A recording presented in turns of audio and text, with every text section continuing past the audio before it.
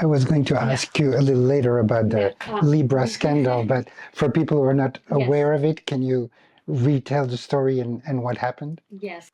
Milei, on the night of the February 14th, St. Valentine's Day, so it was a joke about that, he posted in X the offer of a meme coin called Libra.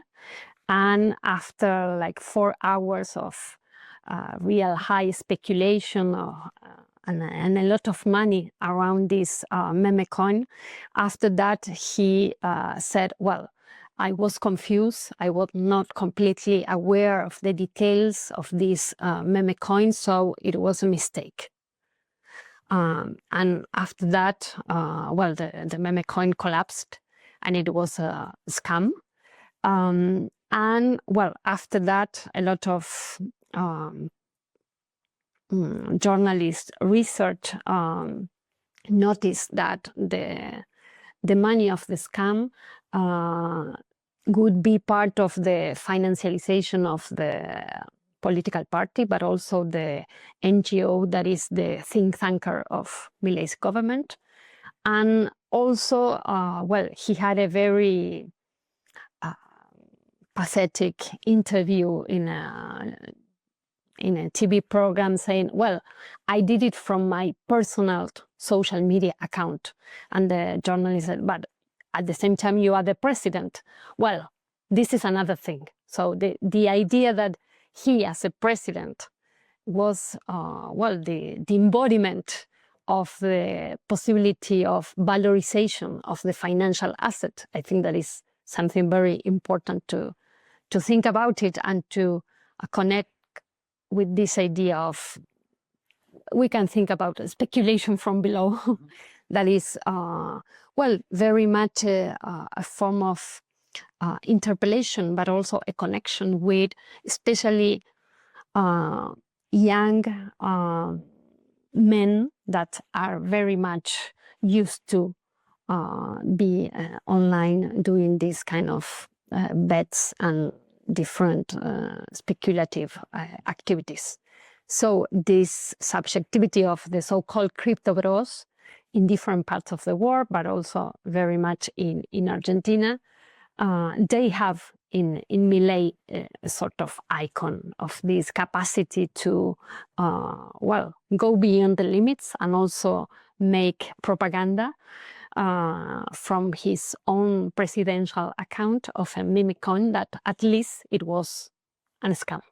So I think it is another level that also it is a surprise for other economic actors in Argentina also. So the question is, and it relates to what Eric was saying also about people who voted for Trump and who are now hit by tariff and who can be angry. So clearly people who speculated on the Libra coin and who's been scammed, who were like these enthusiast Milei supporters, are very furious and angry and have shown that. But the question is for both the Trump voters who are hit by tariffs and the one who lost money with the scam, it's not completely clear that they will not vote for Trump and Milei again in the next election. So there's something pretty deep about the construction of that subjectivity, speculative in the case of Milei. Completely. I think that is more the identification rather than the frustration with, with their figures, I think. And of course, they are reclaiming Milei that maybe he would be more, I don't know, cautious. I don't know if it is the word, more intelligent in the exposition of the meme coin. But I think that they are not really frustrated with the figure, with the mode of doing politics very much related to speculation.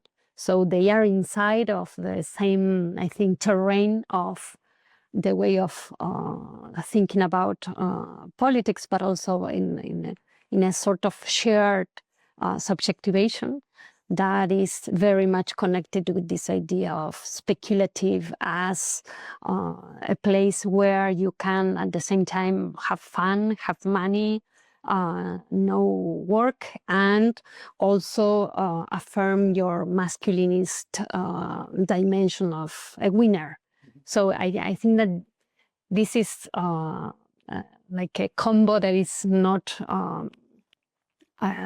frustrated at least. Too good to sacrifice. Yes. Yes. Yes. Well, in fact, I have the impression that what you're saying is that it's not just economic rationality, that is it a good deal, but how do I identify? And that's where gender comes in, masculinity and masculinism, the link between gender identity and the politics of gender identity. And it seems to me that you've talked in the past mostly in terms of feminism, and that these days you have to pay more attention to gender per se. And in particular, I was thinking of the fact that we live in a context of anti-gender campaigns. And of course, Milei is part of that, but it's an international movement. And so feminists have to take into account anti-gender campaigns, even though the focus is not always about women. But of course, the accusation is that feminism is part of the problem, and feminists are guilty. It's their fault. And sometimes we hear that on the side of progressives as well. But in terms of anti-gender campaigns, it seems to me that there has been a shift that I think may be interesting from a feminist perspective. In France, in Brazil, in other places, it started in the years 2010 as a political movement against homosexuality and against gay rights more generally. But there has been a shift in the recent period, and Milei can illustrate that. It's really about transphobia. The epidemic of transphobia has been international, and it has worked very well. And that's where precisely it gets to be about gender, not just about sexuality. So I was wondering how much feminism is affected by that. That is, how to understand this shift and what to make of it. Yes, I think that is very much important because the feminist movement is a trans feminist movement. So the trans people are very much in the feminist movement. And I think that, Argentina. Yeah, in Argentina. I think in Argentina there is an important tradition of trans and travestis leaderships and very popular leaderships. So it is, I think, a way to understand why TERF feminism in Argentina is not very successful, on the contrary of Spain, for example. So I think that this element, it is important because with a lot of contradictions, but for example, you had in Argentina in 2021, during the pandemic, the approval of a trans job quota, for example, by the parliament. And I think it is really unique in terms of, well, during the pandemic, this kind of legislation. And I think that is very much connected with this experience of France protagonism in the feminist movement, but also more broadly in the Argentinian history in the last 40 years at least. At the same time, they are, of course, the more targeted population because Milei is also all the time unraveling a global script. So, for example, his interventions in Economic Forum of Davos against homosexuality as pedophilia and transgender population are very much in connection with the global far-right programs, but at the same time he's trying to radicalize, I think, because he came from a country that was very much well known because of the massiveness of the feminist movement. So I think that this is also part of his radicalization.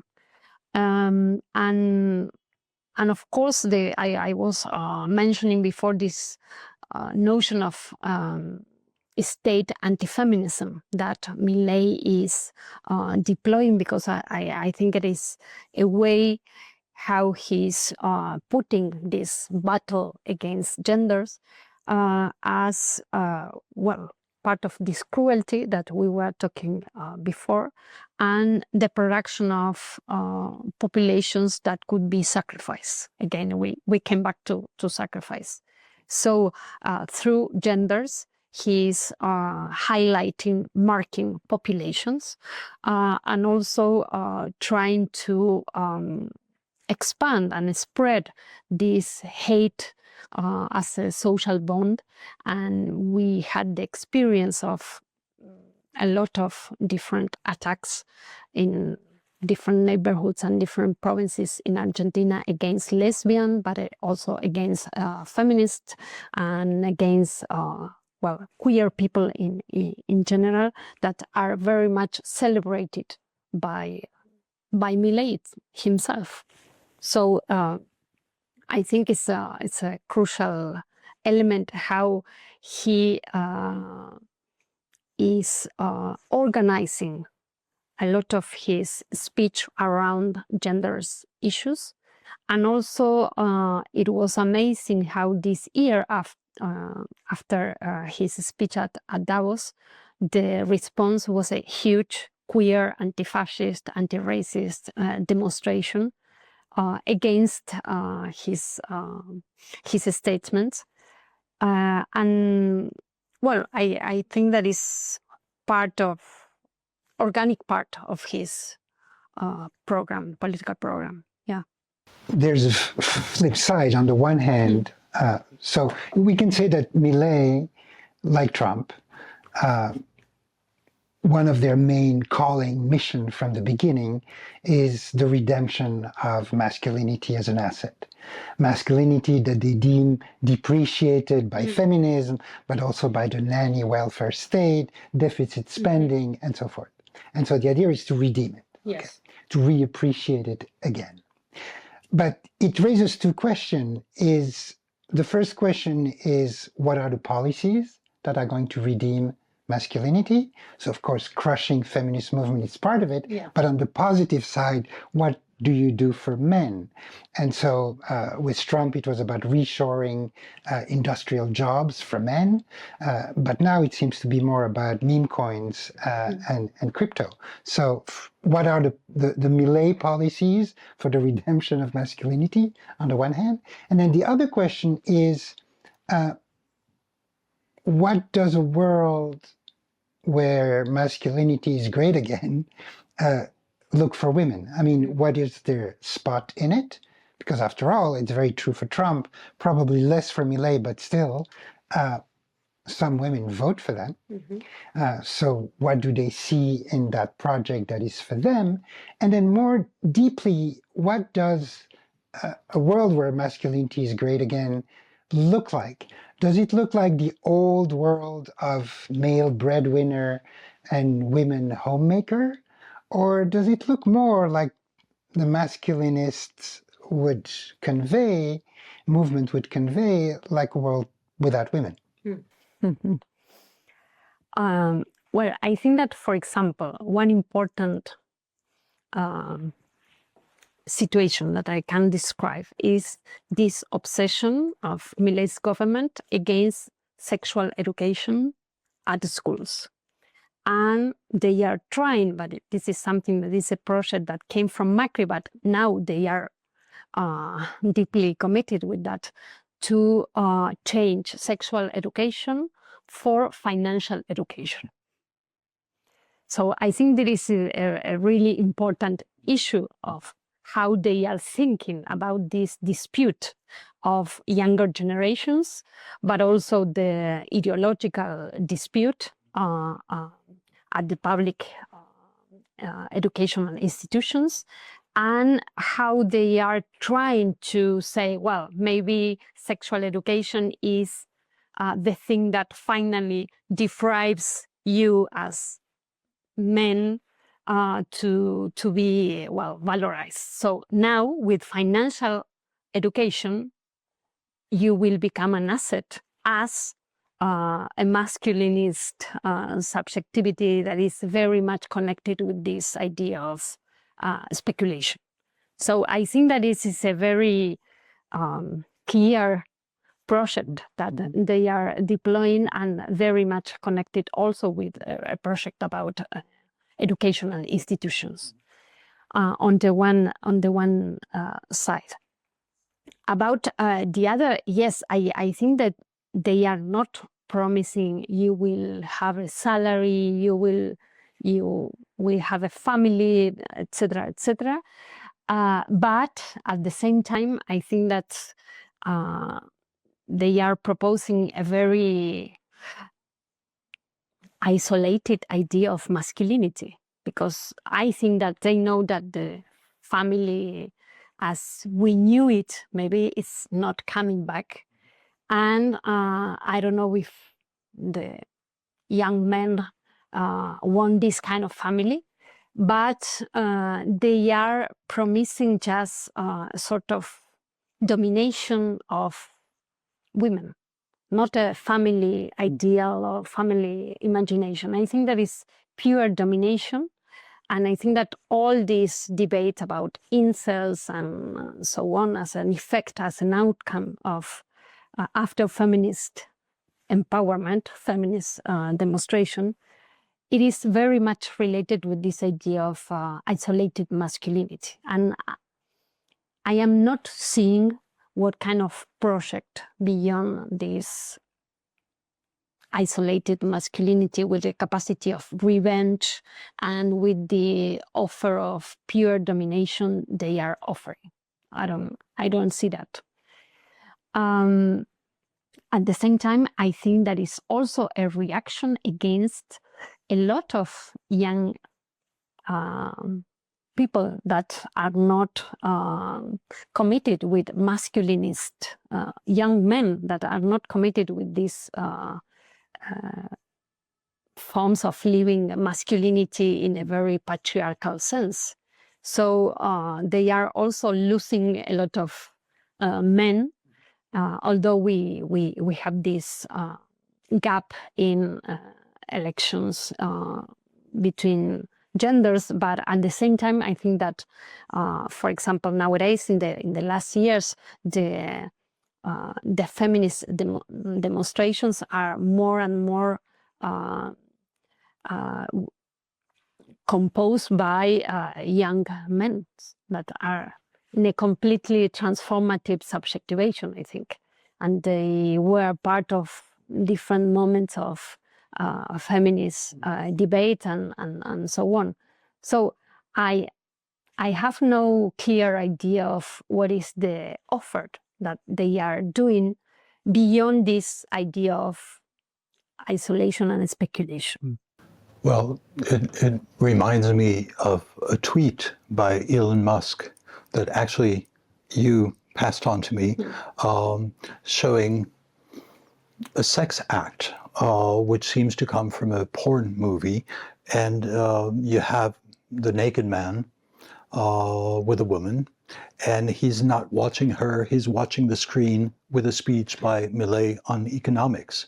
And what this suggests is that, in fact, sex is less fun than economics, than this kind of speculative world that we're talking about. So maybe that's their gender perspective, get rid of sex. Well, at the same time, in that tweet, Elon Musk wrote, so hot right now. So it is not only interesting, it is only the... It's a new jouissance. Yes. It's a new jouissance, but jouissance that's better than sex. Yeah.